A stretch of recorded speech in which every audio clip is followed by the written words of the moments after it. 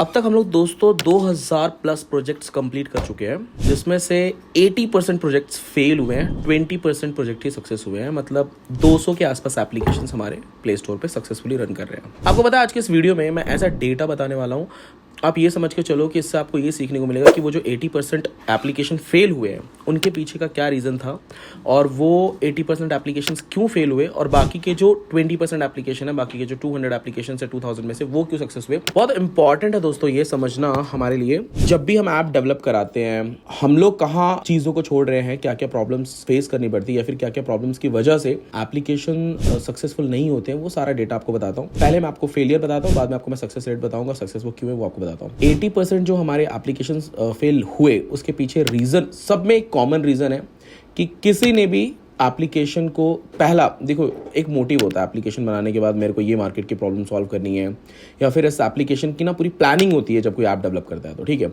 Most of 80% applications में से लगभग वो एप्लीकेशन है उसमें से, मतलब उसमें से 30-40% तो वो एप्लीकेशन है जो ऑलमोस्ट मार्केट की प्रॉब्लम सॉल्व कर चुके हैं, उस काइंड ऑफ एप्लीकेशंस के क्लोन, ताकि वो कंपटीशन में उतर के और कुछ बेटर दे सके, ठीक है। बट वो हो नहीं पाता जस्ट बिकॉज ऑफ बजट। अगर बजट ही नहीं है तो वो आप मार्केट की प्रॉब्लम सॉल्व ही नहीं कर पाओगे। अगर आपके पास बजट नहीं है तो डेवलपमेंट भी उतना अच्छा नहीं हो पाता, ठीक है। ये बहुत कॉमन रीजन है, और ये लगभग 30-40% एप्लीकेशंस के साथ हुआ है, ठीक है। सेकंड रीजन है दोस्तों, एप्लीकेशन बनने के बाद देखो क्या होता है ना, एप्लीकेशन बनाना, अब तक मैंने मेरे बहुत सारे वीडियोस में बोला है, एप्लीकेशन डेवलप कराना is just 40% part of your success. या फिर आप ये कह लो कि एप्लीकेशन बनाना सिर्फ 40% ही काम होता है कि आपका काम खत्म हुआ। बाकी के 60% जो रहते हैं उसमें से आपका 20% आप ये समझ के चलो कि आपको प्रमोशन करना पड़ेगा। विदाउट प्रमोशन, विदाउट, जब तक आप उसकी चर्चा नहीं करोगे और उस चर्चे के लिए खर्चा नहीं करोगे, तो देयर आर चांसेस कि आप एप्लीकेशन आपका बिल्कुल डाउन कर लोगे और सक्सेस नहीं हो पाएगा, ठीक है। तो 20% पार्ट रहता है हमारा प्रमोशन का। हो गया 60%। बाकी के जो 40% है उसमें से आप 20% ये समझ लो कि आपको अपने यूज़र्स जो आए हैं, देखो क्या होता है ना, 10,000 यूज़र्स अगर आपके एप्लीकेशन में हैं तो आपके एप्लीकेशन को एवरेज डे का अगर 10,000 एक्टिव यूजर है, या फिर मंथली 10,000 एक्टिव यूजर है, तो उसमें से यूजर्स यूज करने वाले एप्लीकेशन के होने चाहिए 5,000 प्लस, तब जाके आपका एप्लीकेशन सक्सेस। यानी 50% यूजर्स आपके एप्लीकेशन के एक्टिव होने चाहिए, डेली यूज करने चाहिए। और उसको यूज कराने के लिए आपको क्या करना पड़ेगा, अपने जो एप्लीकेशन हैं उनमें डेली रेगुलर अपडेट रहना पड़ेगा, डेली नोटिफिकेशन सेंड करना पड़ेगा। देखो क्या होता है ना, एप्लीकेशन को आजकल लोग इस बिजनेस से देखते हैं कि हमने बना लिया और उसको प्ले स्टोर पर डाल दिया, वो सक्सेस हो गया।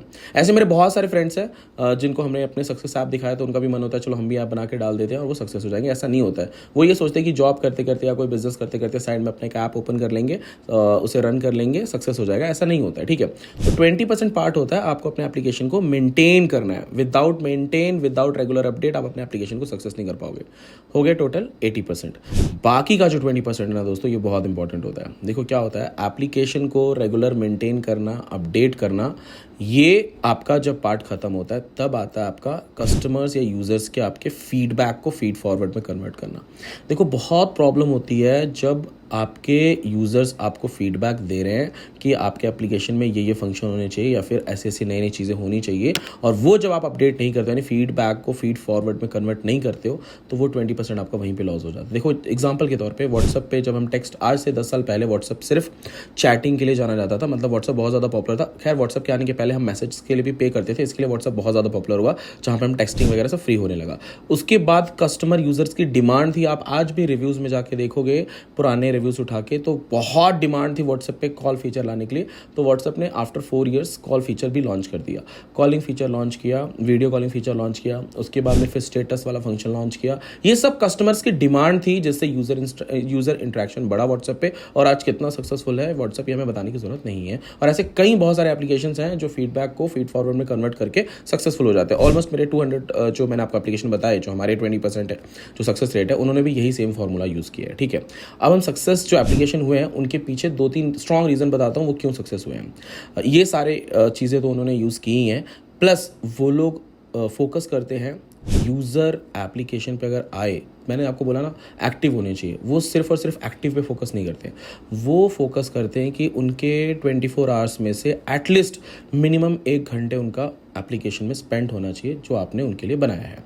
क्योंकि जब वो ज़्यादा टाइम स्पेंड करते हैं तो उनकी एक्टिविटी आपको समझ में आती है कि बंदा क्या यूज़ कर रहा है, कौन सी स्क्रीन पे ज़्यादा जा रहा है, उनके डेटा को जब आप अपने डेटाबेस में फीड कराओगे तब आपको समझ में आएगा कि एप्लीकेशन में आपको क्या नए फंक्शंस डालने की ज़रूरत है। अगर फीडबैक कोई नहीं दे रहा है तो भी उनकी एक्टिविटी से समझ में आएगा आप किस स्क्रीन पे ज़्यादा बिजनेस कमा पाओगे, ठीक है, ज़्यादा बिजनेस लेकर आ पाओगे।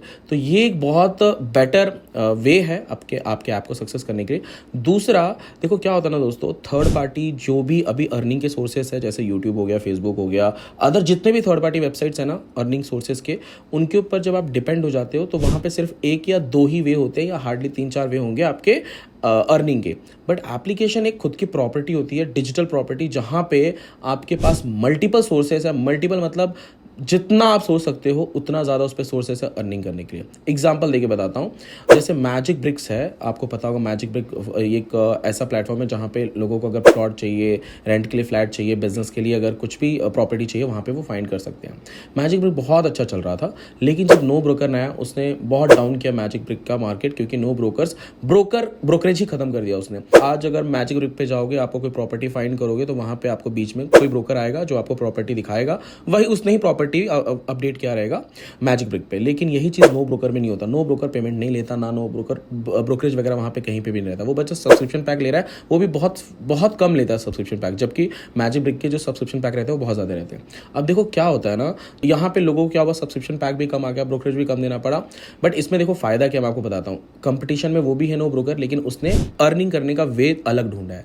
जैसे कि जब आप किसी एक फ्लैट से दूसरे फ्लैट पे जब आपका रूम शिफ्ट करते हो तो उस टाइम आपको जरूरत पड़ती है गाड़ी की, या फिर शिफ्ट करके कोई दे दे, वो जो सर्विस होती है वो सर्विस नो ब्रोकरेज पे चाहिए, मतलब आपको मिल जाता है। प्लस मतलब वो सेल कर रहा है एक्चुअली नो ब्रोकर।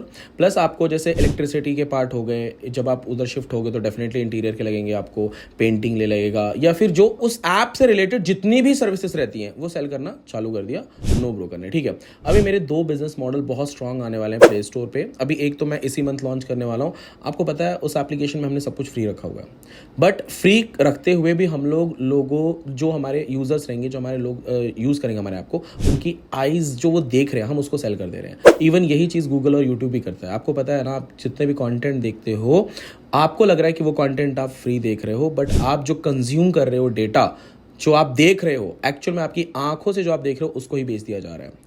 तो वे अलग करो। अर्निंग करने का जो सोर्सेस रहते हैं उनको जब आप डिफरेंट बनाओगे, देयर आर पॉसिबिलिटी कि आपके एप्लीकेशन में आप ज़्यादा से ज़्यादा रेवेन्यू कर पाओगे और सक्सेस बहुत जल्दी हो पाओगे, जो कि मेरे अदर क्लाइंट्स ने किया हुआ है।